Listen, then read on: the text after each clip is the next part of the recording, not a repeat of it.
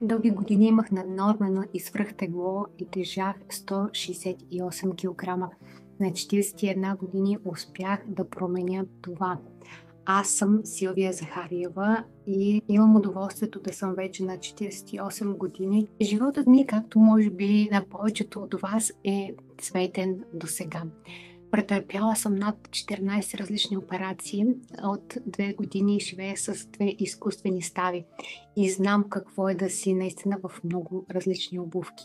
Това ми помага наистина да мога да усещам от какво има нужда почти всеки. И също така ми помага да имам едно благо приемане. Не мога да приемам хората такива, каквито са, с любов, без да изисквам от тях нещо определено и без да ги насилвам да правят тези стъпки, за които мечтая.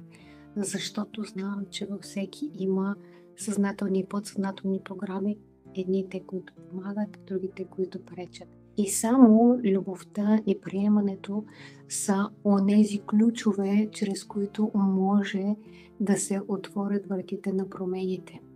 Това и правя в своята лична практика.